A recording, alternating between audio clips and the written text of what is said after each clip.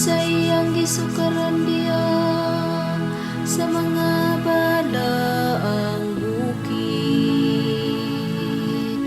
Ang Ginoo nay gugma sa mga gangaan sa labaw sa bisan unsay puloy ana ni mahimayaon ang mga butang nga ilang gisulti, bahin kanimo o syudad sa Dios. Ang Dios uban kanato,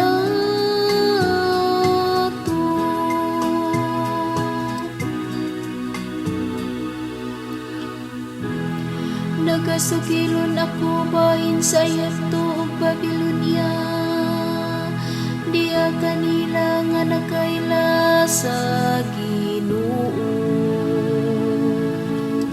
Bahin sa Filistia, Tero, Ethiopia, kining tawanan na tawo dito. Ug bahin sa Sion, mingon sila, ang tanang na tawo dito kaniya. Ug siya nga nagtukod niya, mao ang labing halang dun Ginoo. Ang Diyos uban kanato,